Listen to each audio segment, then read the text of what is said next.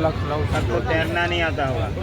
कैसा लग रहा है? बहुत खराब से अच्छा लग रहा है, तबीयत थोड़ा ठीक रही था लेकिन अब तबीयत अच्छा लग रहा है।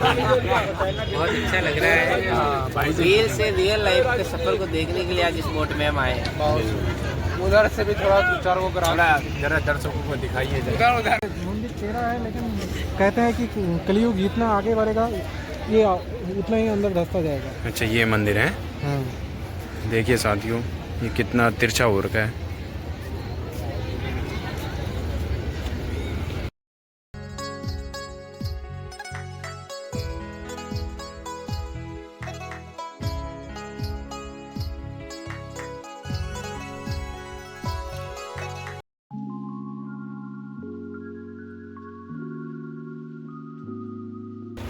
तो पिछला व्लॉग आप लोगों को बहुत पसंद आया होगा। तो आज हम लोगों की यात्रा प्रारंभ हो चुकी है। फिर से हम लोग जा रहे हैं प्रयागराज से बनारस की ओर। प्रथम दोस्तों, हम लोगों ने प्रयागराज से झूसी की 1.5 किलोमीटर पैदल यात्रा की। झूसी रेलवे स्टेशन में पहुंचने के बाद हम लोगों को ये लग रहा था कि आज भीड़ कम होगी, ज़्यादा भीड़ नहीं है। पर जब हमने वहाँ पे जाके देखा तो भीड़ बहुत ही ज़्यादा थी, क्योंकि कुंभ से ज़्यादातर लोग वाराणसी, अयोध्या यहाँ की यात्रा कर रहे थे। तब तक वहाँ पे एक ट्रेन आई तो हमें लगा ये हमारी ट्रेन होगी, बट लोग वहाँ पे भीड़ इतनी ज़्यादा थी कि एकाएक उसमें चढ़ने लग गए। वैसे दोस्तों, हम लोगों को इस चीज़ का ध्यान रखना चाहिए कि जब ट्रेन पूरी तरह से रुक जाए तब जाके हमें उस पर चढ़ना चाहिए। अभी इंतज़ार था ही कि तब तक नज़र पड़ी एक दादा और दादी पे। इन दोनों का प्रेम देख के हृदय बहुत गदगद हो उठा। उसके बाद फिर एक अनाउंसमेंट हुआ, चढ़ते या उतरते समय धक्का मुक्की ना करें। अनाउंसमेंट भी हो रहा था, पर तभी भी लोग जोर जबरदस्ती कर रहे थे। तो हमें यहाँ से दूसरी ट्रेन पकड़ना ही उचित समझा हम लोगों ने।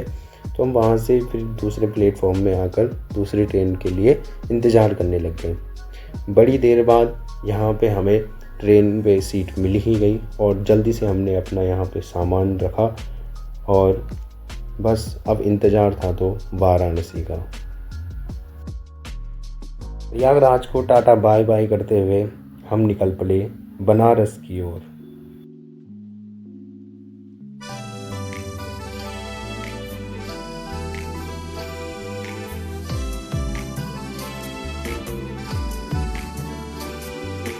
आँखों ने क्या जादू करी गे, मिठी मिठी छुयों ने मेरो दिल धड़के गे, मिठी मिठी तेरी बातों माँ नींद उड़ी जांदी मेरी रातों माँ, हाँ नींद उड़ी जा।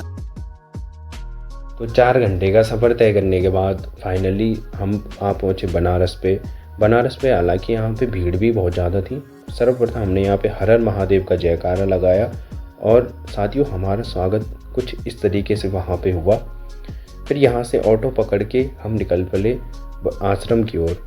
अब चूँकि बनारस को सिटी ऑफ लाइट भी कहा जाता है, अब क्यों कहा जाता है आप खुद ही देख लीजिए।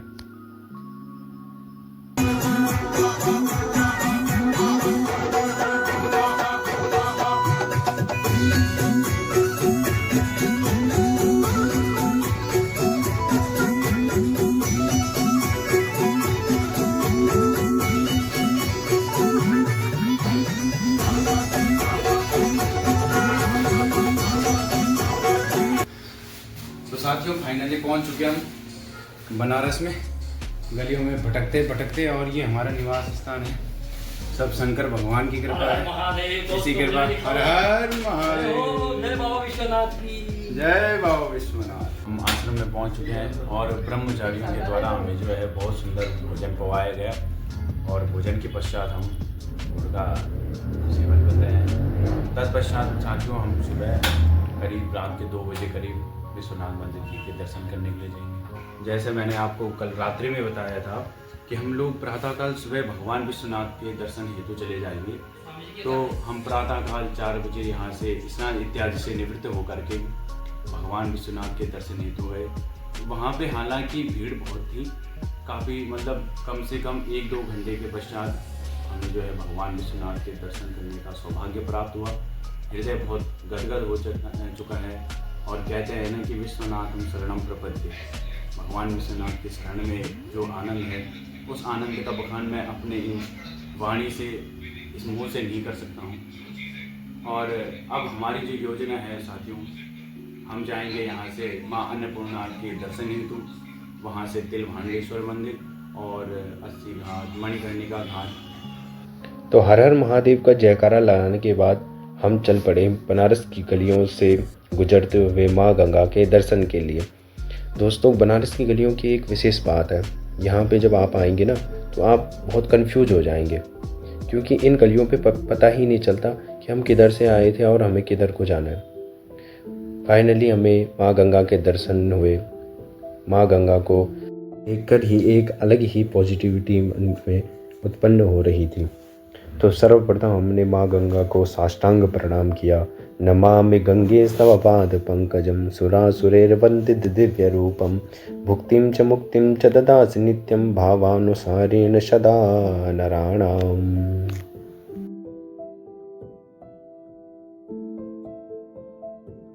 दोस्तों, हमने देखा कि कोई भगवान शंकर की मस्ती में चले जा रहा है तो कोई माँ गंगा की या भगवान शिव भोलेनाथ की आराधना कर रहा है। थोड़ा आगे गए तो देखा वहाँ पे कई लोग अपने पितरों का पिंडदान कर रहे थे। मोक्ष की गति के लिए लोग अक्सर यहाँ पे अपने पितरों का पिंडदान इत्यादि करते हैं।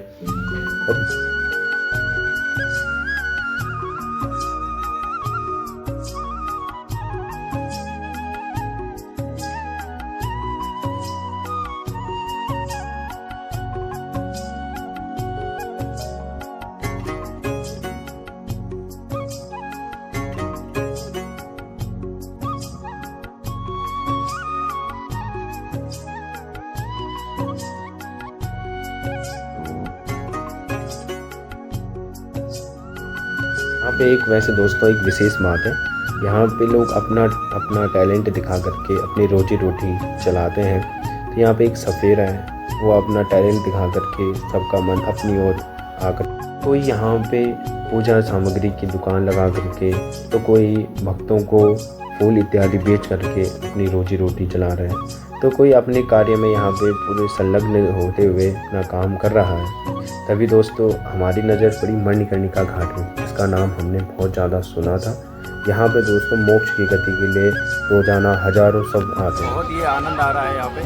और साथ में हमारे एक भैया भी हमारे साथ बंगाल से, उनसे पूछेंगे कि आपको कैसा महसूस हो रहा है काशी में आकर के। ये काशी तो महादेव का नगरी है, यहाँ पे आके बहुत अच्छा लग रहा है। मन में दिल में एक शांति है, जिंदगी को लगता है यहीं पूरी होगी। और सामने जैसे आप देख सकते हैं घाट है यहाँ पे, तो भैया का कहना है कि यहीं पे आके सब खत्म। दोस्तों, आपको मैं बताते चलूँ, ये जो काशी है इसे भगवान शंकर की नगरी कहा जाता है। कहते हैं कि यहाँ कण कण में शंकर निवास करते हैं। तो तभी हमारी नज़र एक मंदिर पे पड़ी जो कि काफ़ी तिरछा हो रखा था। तो इसका रीज़न जानने के लिए मैंने भैया से पूछा कि ये इतना तिरछा क्यों हो रखा है।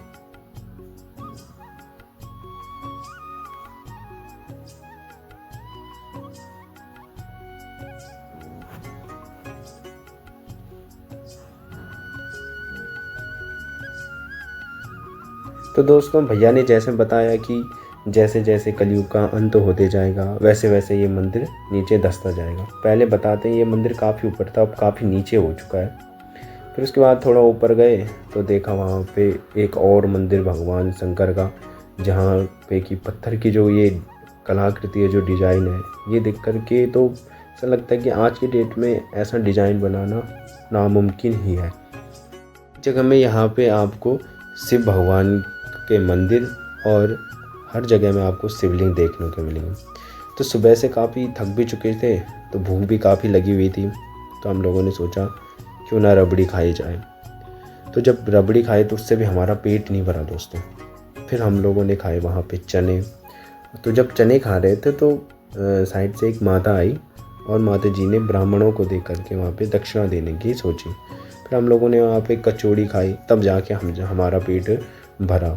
फिर हम निकल पड़े शहर के भ्रमण की ओर।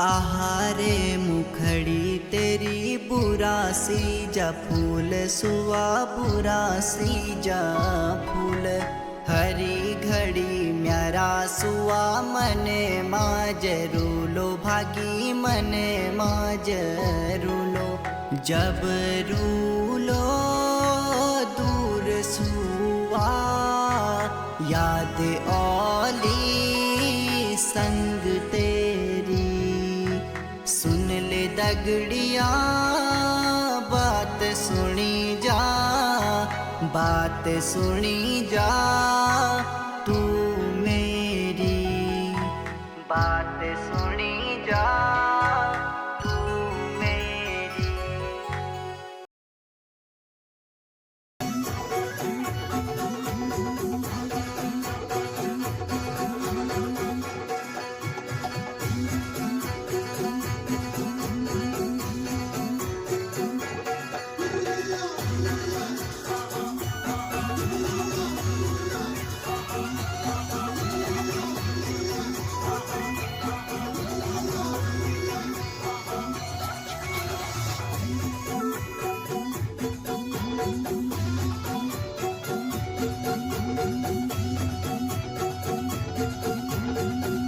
अगर आप यहाँ पे आते हैं तो आपको अगर नाव पे यहाँ पे घूमना है, नाव पे नौका विहार करनी है, तो आपको शाम के समय पे करना चाहिए, क्योंकि शाम के टाइम पे यहाँ बहुत ही अच्छा नज़ारा देखने को मिलता है। अब कुछ लोग यहाँ पे हमें मिले। भाइयों से पूछेंगे, भाई आप कहाँ से हैं? राजस्थान भीलवाड़ा से। अच्छा, और आप? जयपुर लखनऊ तक तो तैरना नहीं आता होगा। कैसा लग रहा है? बहुत खराब से अच्छा लग रहा है। तबीयत थोड़ा ठीक है, था लेकिन तबीयत अच्छा लग रहा है। बहुत अच्छा लग रहा है। रियल से रियल लाइफ के सफर को देखने के लिए आज इस बोट में हम आए हैं। बहुत उधर से भी थोड़ा दो चार को करा जरा दर्शकों को दिखाइए। उधर हमारे बीच बहुत स्वप्नी धूरा डुका पारू पड़ी रे बर्फ पारू पड़ी रे बर्फ पंछी हुन्यो उड़ी ओन्यो में त्यारा तरफ पारू में त्यारा तरफ में। यहाँ पे दोस्तों आपको अलग अलग घाट देखने को मिल जाएंगे। प्रत्येक घाट का एक अपना अलग महत्व है।